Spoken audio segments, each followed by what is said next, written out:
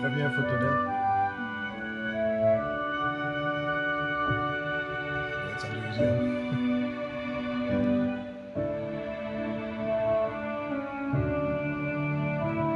Troisième.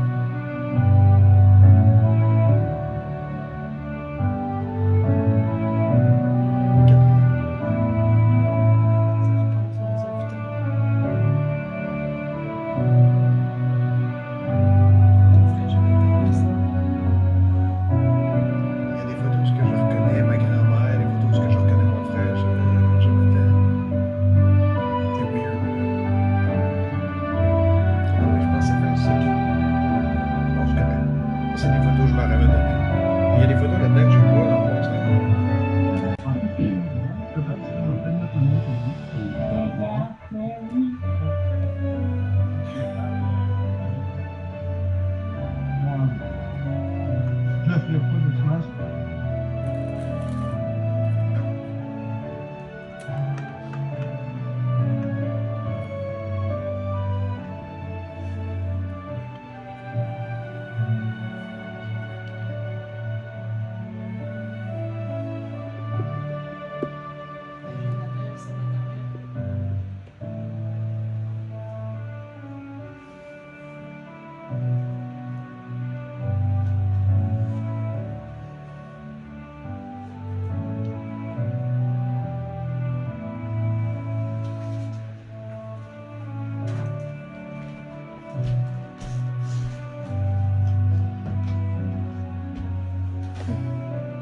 C'est mes photos.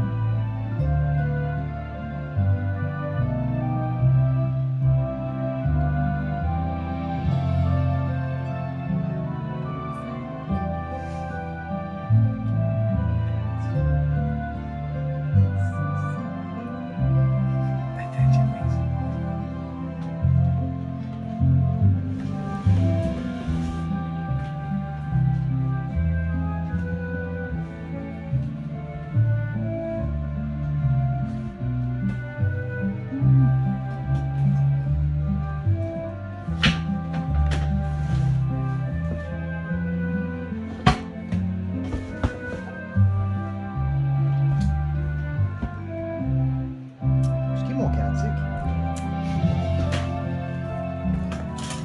Pas de joke, j'ai bousculé les affaires, puis là, je le reconstruis. Ah, non. Ah, dis donc, là. On va avoir la méthode à toi. Ben, écoute, on chantera pas de cantique. Mais ça commence juste dans 15 minutes. Lynn.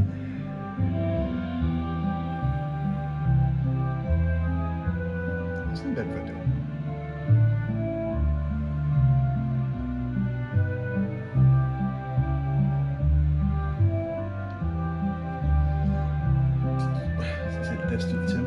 les caméras sont setées pour que tu puisses pas enregistrer plus que 5 minutes pour ne pas perdre tout ton espace. Si c'est le cas puis ça arrête, il faut que j'aille dans les settings. Ah, Gaby. Tu connais-tu Gaby?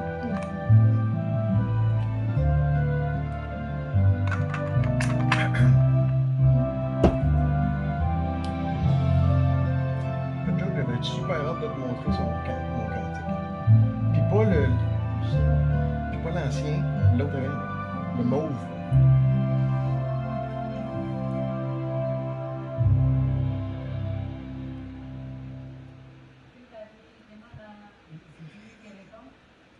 Non, c'est juste une petite vidéo pour nous dire qu'on est arrivé. OK. On est arrivé, on s'en va laver du coucher. Ah oui, à la maison. Ah oui, dans le lit.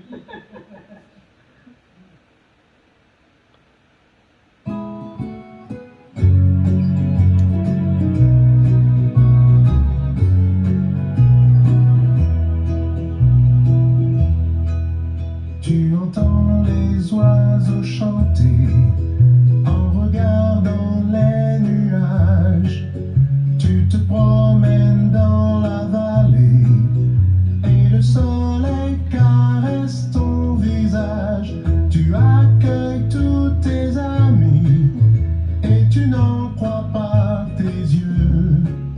Ce paradis merveilleux était là juste à ta porte. Il y a une maison dans la vallée, une en haut de la colline. Tu entends la rivière chanter, tout près du moulin, là sur la rive. Les champs de blé sont dorés, la moisson va commencer. Dire que ce monde espéré était là juste à ta porte, et qu'il est bon de partager tous ces bienfaits qu'on attendait. Maintenant les larmes ont disparu, tout le monde est jeune, la mort n'est plus. Tous autour de toi sont venus, heureux de t'accompagner. Tu accueilles tes chers disparus. C'est vraiment une magnifique journée. Puis tu remercies Jéhovah pour son amour, sa bonté, ses bénédictions rêvées étaient là juste à ta porte. Et chaque jour je suis comblé quand je revois ton doux visage, car j'ai souvent imaginé qu'un jour tu serais dans nos bras, attendant à la porte de voir ce beau paradis, comme Jéhovah l'a promis. Et cette espérance est garantie, nous ne devrions pas douter, ses bienfaits sont imminents, et c'est le jour que j'attends. Oui, il est là juste à ma porte.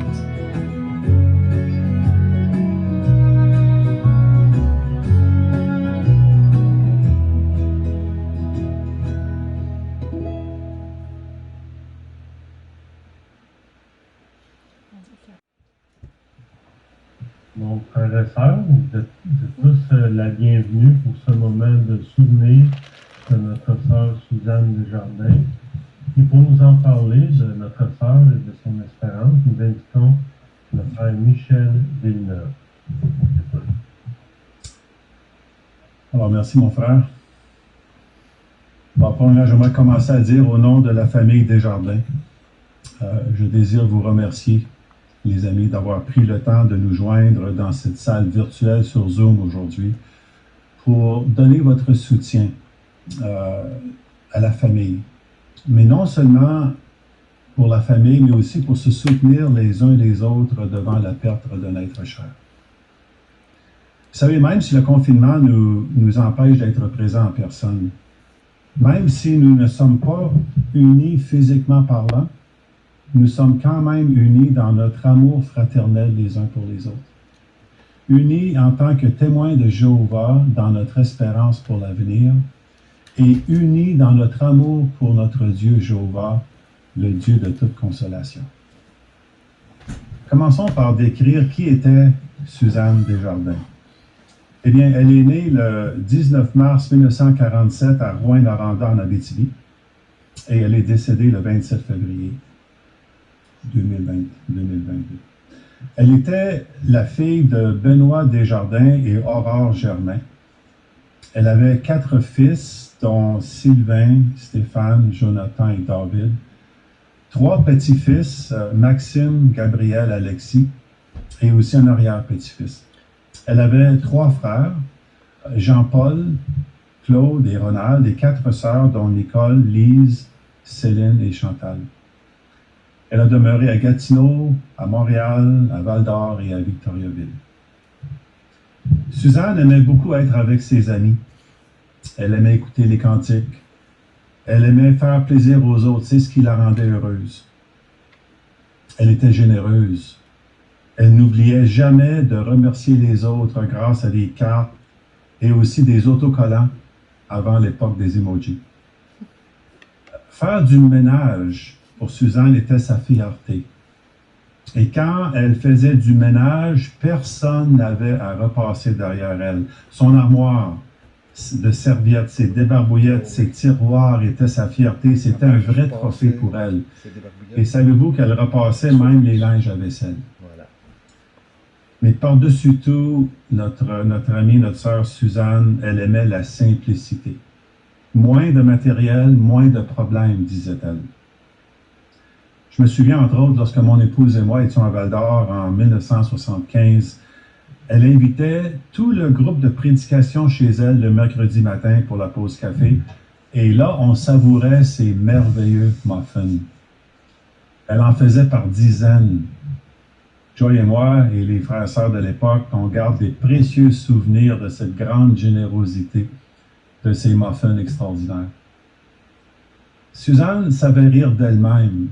Elle avait un sens d'humour extraordinaire.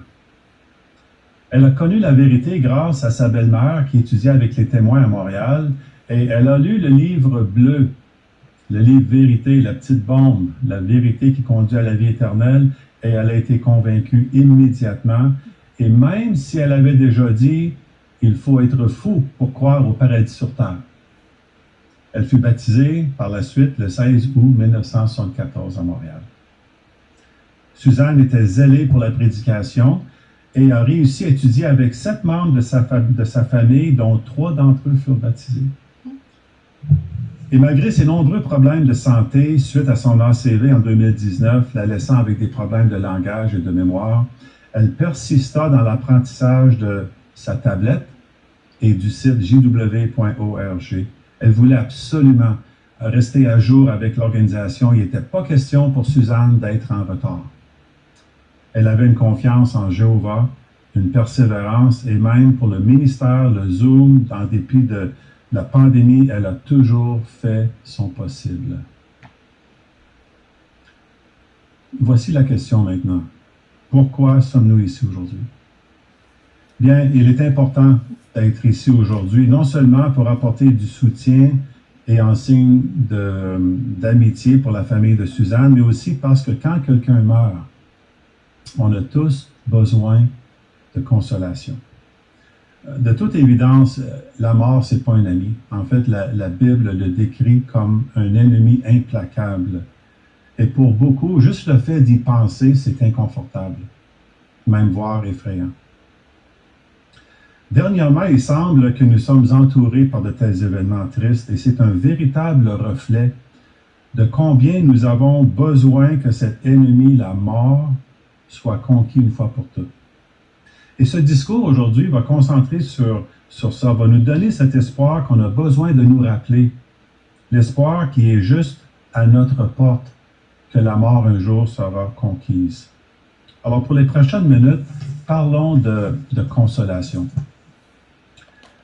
Vous savez, il est normal de ressentir du chagrin lorsque vous perdez un être cher. En fait, il y a beaucoup de récits dans la Bible qui reflètent le chagrin de beaucoup de serviteurs fidèles, des serviteurs de Jéhovah. On prend l'exemple de lorsque Sarah mourut. On dit dans la Bible, dans Genèse, qu'Abraham se mit à mener deuil et à pleurer. Même chose en Genèse 37, lorsqu'on parle de Jacob qui a mené deuil sur son fils Joseph, on dit pendant de nombreux jours. Or, ce n'est pas une mauvaise chose de ressentir du chagrin. Les Écritures nous disent même de pleurer avec ceux qui pleurent. Peut-être avez-vous déjà entendu dire que le temps, c'est un grand guérisseur. Et entendu dire qu'avec le temps, toute douleur peut s'apaiser. C'est vrai. Tout comme une blessure physique, la douleur d'une blessure émotionnelle peut progressivement s'apaiser au cours du temps si elle est soignée. Mais il faut réaliser qu'en tant qu'être humain, le deuil, c'est une réaction normale à la perte d'un être cher. Mais savez-vous que nous ne sommes pas les seuls à ressentir la douleur? Parce que Jéhovah Dieu lui-même a connu la perte d'êtres chers, des personnes chères à lui-même, que dans sa parole, il parle de serviteurs fidèles qu'il mentionne par nom. Alors, il nous comprend. Il sait c'est quoi, Jéhovah, ressentir la douleur. En fait, Jéhovah a des sentiments très tendres pour ceux qui souffrent, ceux qui pleurent, et il promet de les réconforter. Dans le psaume 34, si vous avez vos Bibles ou vos tablettes, téléphones, vous pouvez regarder ce verset ensemble. Dans psaume 34, 18, qu'est-ce qu'on nous dit à propos de Jéhovah? Bien, on dit ceci. On dit Jéhovah est proche de ceux qui ont le cœur brisé. Il sauve ceux qui sont découragés. Et la note en bas de page pour ça, découragé, il dit il sauve ceux qui ont l'esprit écrasé. Alors voilà notre Dieu Jéhovah, comment il se sent. Et sans aucun doute, la principale source de consolation, c'est notre Père Céleste Jéhovah.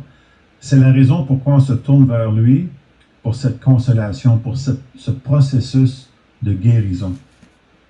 Mais ce qui est intéressant, c'est que l'empathie tendre de Jéhovah s'était parfaitement exprimée dans les paroles et les actions de son Fils compatissant Christ Jésus quand il était sur terre. Le réconfort que Jésus a donné aux gens était caractérisé par trois choses. Et ça nous apprend beaucoup sur son Père Jéhovah. Les trois choses étaient caractérisées par une profonde compassion. La Bible décrit même les gémissements de Jésus. Deuxièmement, une conscience sympathique des souffrances des personnes. Lorsqu'on voit Jésus qui s'est laissé aller aux larmes à maintes reprises. Et troisièmement, un désir sincère d'alléger la souffrance. Lorsqu'il a dit des termes comme « je le veux ». Alors, quand Jésus s'est lancé dans son ministère de 3 ans et demi, c'était avec une profondeur remarquable de perspicacité et de sympathie. On va prendre un exemple. L'exemple lorsque son cher ami Lazare est mort. C'est intéressant ce récit parce que même si Jésus, en se rendant à la tombe de Lazare, savait qu'il allait le ressusciter, il ressentait la même douleur qui submergeait Marie et Marthe. Jésus était tellement ému qu'une forte émotion d'empathie lui a coupé le cœur et l'a amené aux larmes. Le récit dans Jean chapitre 11, les versets 33 à 35 reflète cette histoire et utilise des termes très, très compatissants de la part de Jésus. On dit, par exemple, au verset 33, on dit « Quand Jésus vit Marie pleurer et les Juifs qui étaient venus avec elle pleurer aussi, on dit « Il gémit en lui-même et fut troublé. Il dit « Où l'avez-vous déposé? » Et ils lui dirent « Seigneur, viens voir. » Et au verset 35, on dit « Alors Jésus se laissa aller aux larmes. » Il se laissa aller aux larmes. Même si à ce moment-là, il savait que dans les prochaines minutes, il allait ressusciter Lazare. Il s'est laissé aller aux larmes. C'est ainsi que Jésus était compatissant. Et au moment précis, plus tard, il a choisi de donner du réconfort à Marie et à Marthe. Dans Jean chapitre 11 et le verset 40, il leur a dit, « Ne t'ai-je pas dit que si tu croyais, tu verrais la gloire de Dieu? » Et dans d'autres traductions, c'est intéressant parce qu'on dit, on remplace le mot gloire de Dieu, on dit, « Ne t'ai-je pas dit que si tu croyais, la Bible en Living English dit, tu verrais les merveilles de ce que Dieu peut accomplir. » Quel réconfort il leur a donné à ce moment-là. Même si nous savons que la résurrection, elle est réelle, en fait, la Bible cite au moins 8 cas de résurrection, des faits réels, même si nous savons que nous allons un jour revoir notre chère sœur et amie Suzanne, malgré cela, comme Jésus, nous ressentons de la tristesse. Mais voici le point. Voici le point. Nous ne nous permettons pas d'être engouffrés par le chagrin. En fait, les expressions de sympathie et de consolation de Jésus peuvent même nous aider à ne pas se noyer dans cette douleur. Comment ça? Bien, les Écritures nous assurent d'une chose, que Jésus n'a jamais changé et il ne le fera jamais. Il est le même qu'hier, qu'aujourd'hui et pour toujours. Il comprend la vie en tant qu'être humain. En fait, il l'a vécu comme humain. Il comprend c'est quoi. Par conséquent, on peut être confiant que le Christ continue, même du haut du ciel, dans sa position très élevée, d'être ému par l'angoisse des autres, de comprendre leur chagrin et d'apporter la consolation au bon moment. C'est rassurant. Parlons de l'espoir que la Bible donne pour les morts. Alors, si parmi l'auditoire aujourd'hui, il y en a qui ne partagent pas nos croyances, voici une question. Vous étonneriez-vous de savoir que ce n'était jamais le but de Dieu pour nous de mourir?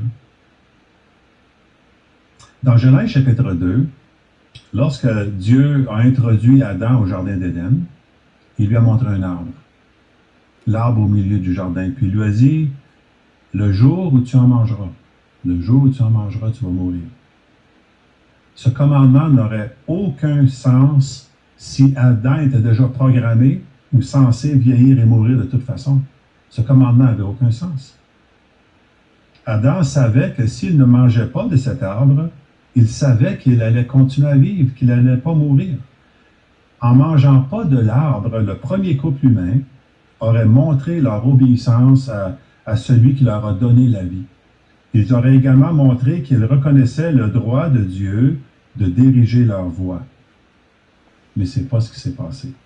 En fait, en raison de leur désobéissance, Adam et Ève ont perdu la perfection, non seulement pour vivre éternellement, aussi pour eux-mêmes. Ils ont subi un changement physique, mais leur péché de désobéissance a aussi été transmis à leur progéniture. C'est intéressant l'apôtre Paul, ce qu'il a écrit dans Romains chapitre 5 et le verset 12. Si vous voulez regarder avec moi ce verset, Romains 5, 12, qu'est-ce qu'on nous dit? Paul fait une constatation intéressante ici. Il dit, « C'est ainsi que par un seul homme, le péché est entré dans le monde. Et par le péché, la mort s'est donc étendue à tous les hommes parce que tous avaient péché. » Intéressant.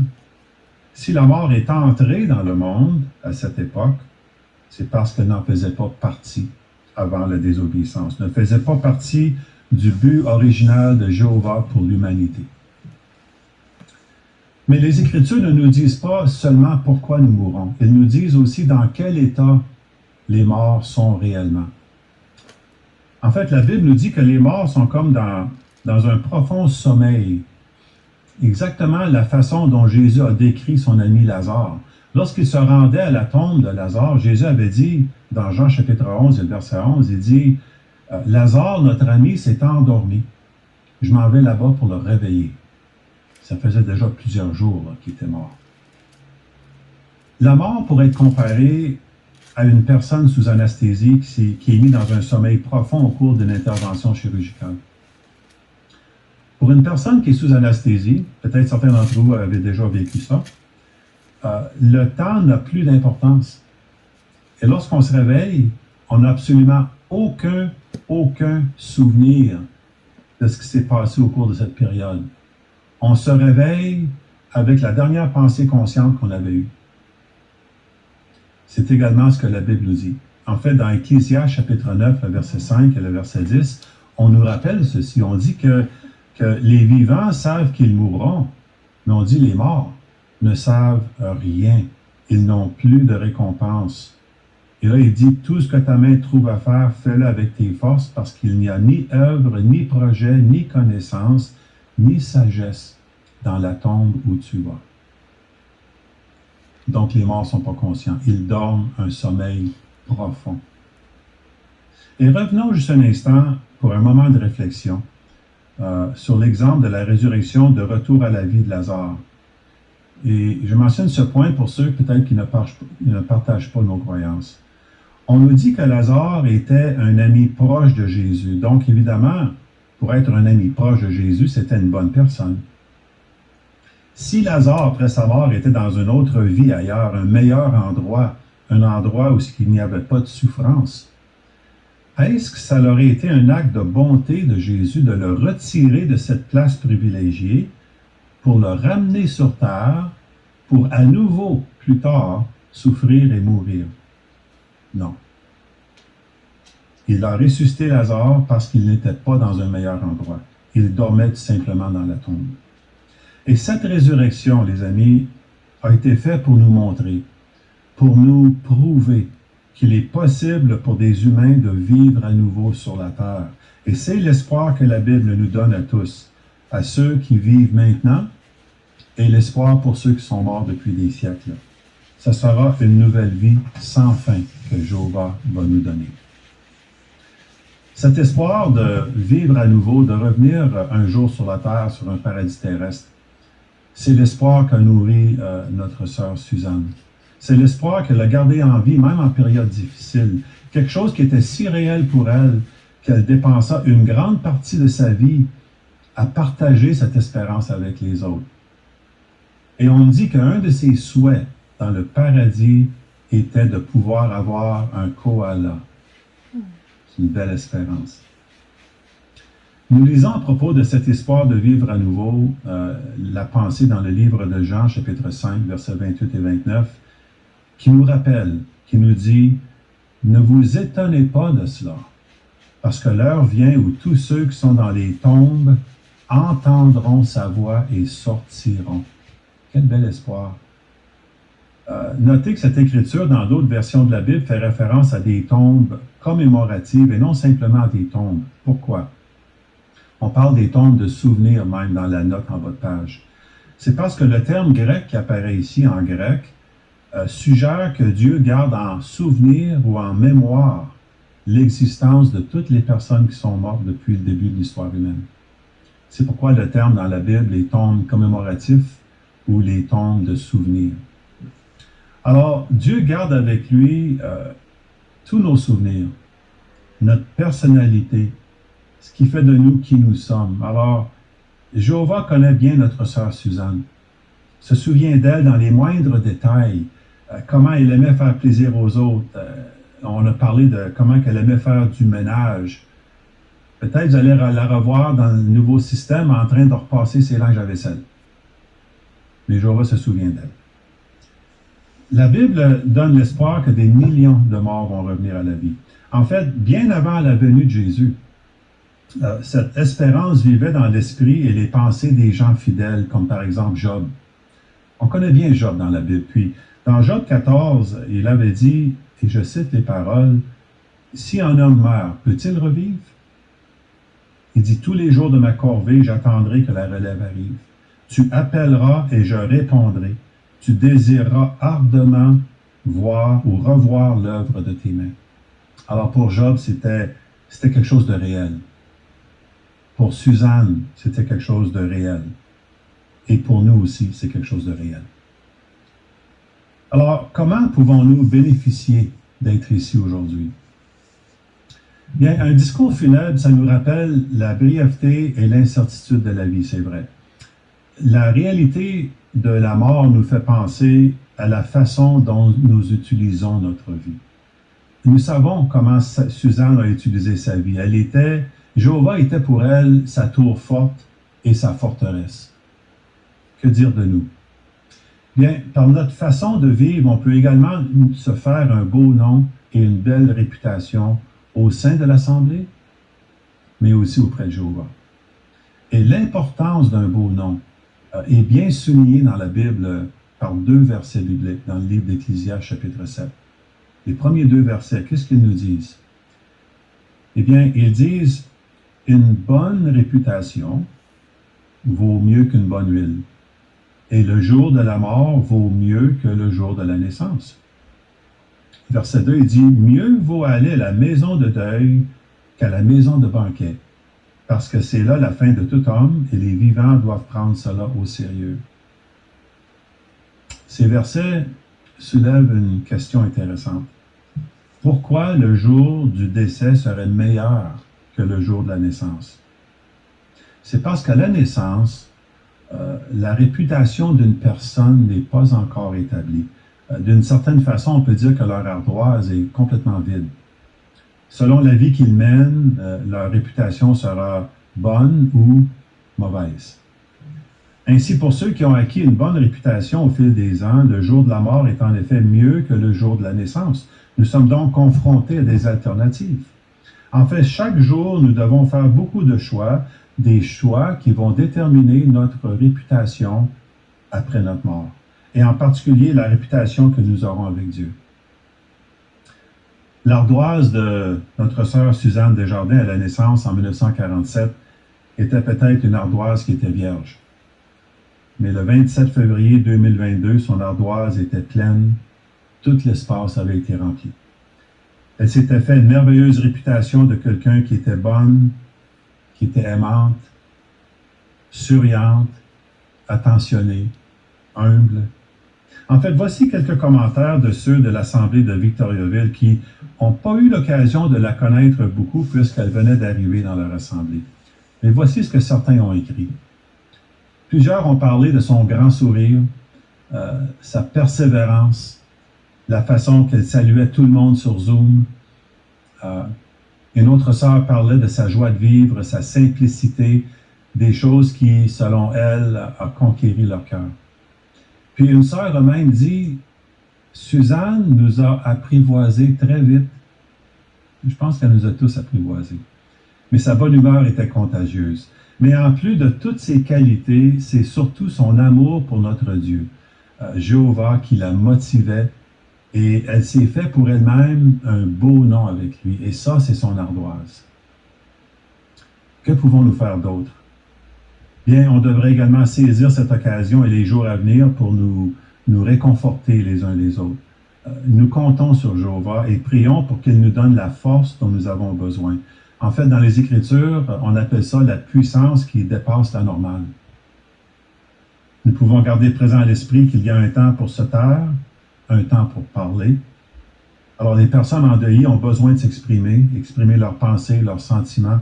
Donc, par conséquent, la chose la plus importante qu'on peut faire pour une personne endeuillée, c'est d'écouter sans interrompre.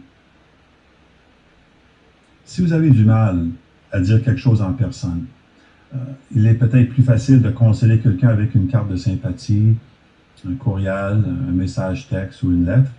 Vous pourriez citer une écriture réconfortante ou rappeler une belle caractéristique, une qualité mémorable de Suzanne ou partager un souvenir que vous chérissez.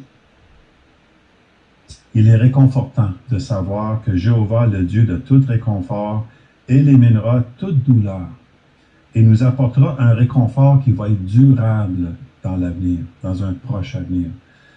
Dieu promet qu'il fera disparaître la mort, cet ennemi de l'humanité qui va disparaître à jamais, et Dieu promet qu'il va essuyer les larmes de tous les visages. Alors, à la lumière de cela, lisons une dernière écriture. Isaïe chapitre 25 et le verset 8. Qu'est-ce qu'il nous dit? Eh bien, Isaïe 25, c'est une écriture réconfortante qui dit « Il engloutira la mort pour toujours. Oui, le souverain Seigneur Jéhovah essuiera les larmes de tous les visages. Il effacera de toute la terre l'humiliation de son peuple, car Jéhovah lui-même l'a dit. Alors ainsi, au lieu d'avoir à pleurer avec ceux qui pleurent, tous les habitants de la terre se réjouiront avec ceux qui se réjouissent. Nous attendons avec impatience de revoir Suzanne et nous attendons avec impatience le jour qui est juste à notre porte.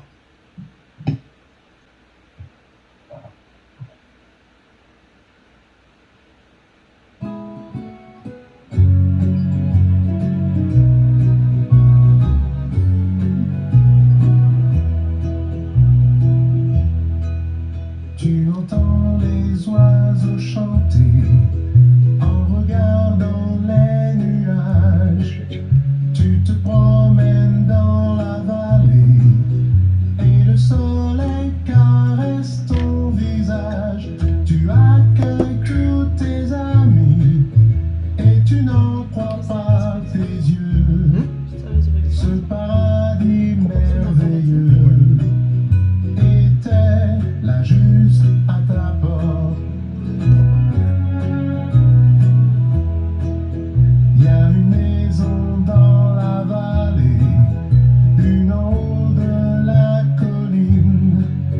Tu entends la rivière chanter, tout près du moulin, là sur la rive.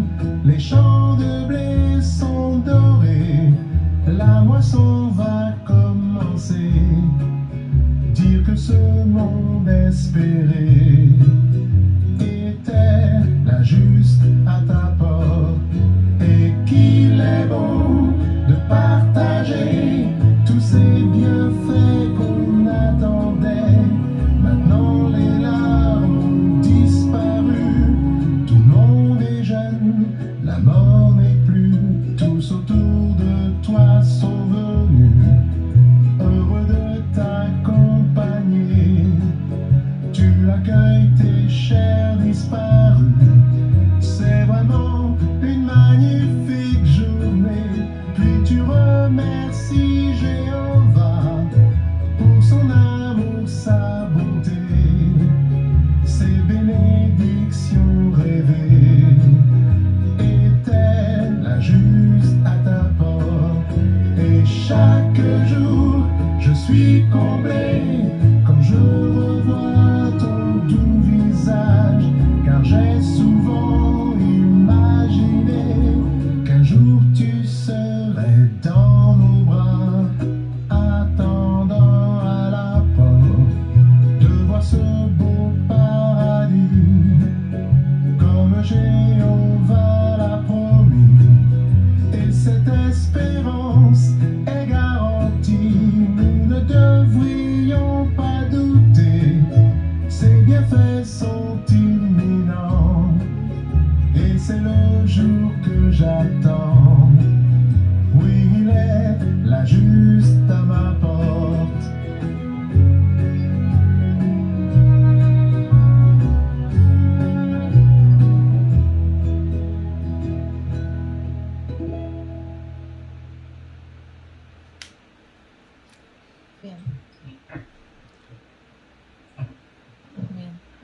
Merci pour cette belle prière. Merci pour la prière, puis nos sympathies à toute la famille, les amis. Toutes nos sympathies.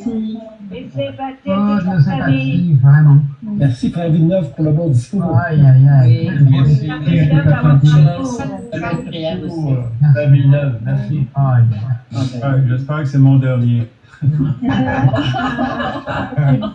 Ça va être des discours de résurrection. Ouais. I know. We can't choose anyway anymore. It's disease. L'as-tu bien brûlé?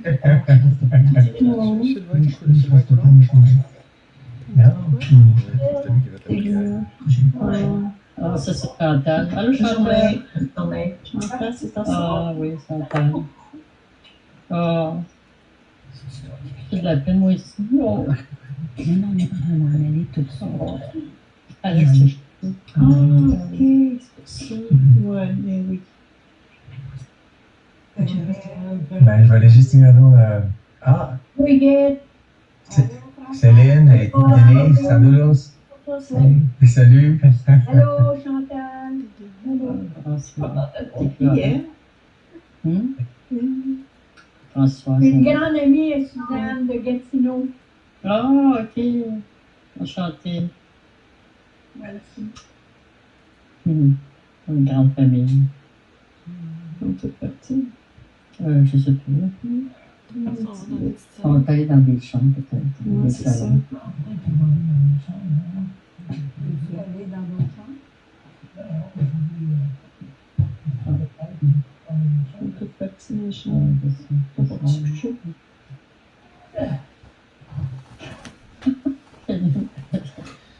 Michel Bio, es-tu revenu ou... C'est bon. Guette? Votre volume est fermé. Ah, Non, pas toi, le frère en bas, il parle, je veux qu'il parle, qu'on ne sait Faire pas la si... Coulombe. Frère Coulombe qui a fait ta prière, là. Oui, oui. Elle était bonne ta prière. Ah, Merci. merci.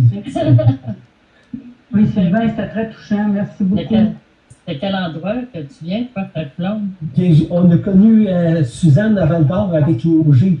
Ah, ok, ok. Ouais. J'étais jeune, fait que, oui. J'étais juste un peu plus vieux que ces garçons. Ah oui, ah oui. Ah oui, ah oui, ça nous. Avez-vous connu les Ketcheba? Oui, oui, oui. Non, Oui. c'est ma mère spirituelle, ça, à Victoriaville. Ah oui? Elle Oh. m'enseignait, elle avait 21 ans, j'avais 23 ans. Ben, Ça fait longtemps, hein? oui, oui. Elle était célibataire dans ce temps-là. elle, Ah dans oui, le elle était temps. célibataire, oui. Puis là, c'est là qu'elle a rencontré son beau Russell, là. Oui, ok. Là, je l'ai félicitée parce que quand même, mon étude, ça s'est bien terminé. Elle avait des yeux qui pétillaient, elle était correcte, j'étais contente pour elle. Des fois, il venait à l'étude. Ah oui, Russell. J'ai des nouvelles des autres de Russell qui sont Oui. sur le... Ils ont entaillé leur sucre, là. Ah, ouais, ok. Les Arabes, ils ont fait des... Ouais. Ça a coulé pas mal, là. Oh, juste ouais. dire, Sylvain, t'as fait une bonne prière. Je suis tellement contente de vous voir, Nicole. Oh! C'est Ah oui, le félicitations. Gallo Gagnard.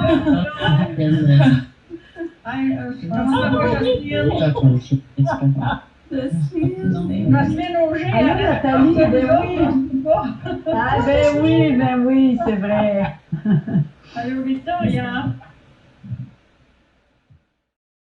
OK, bye, mais...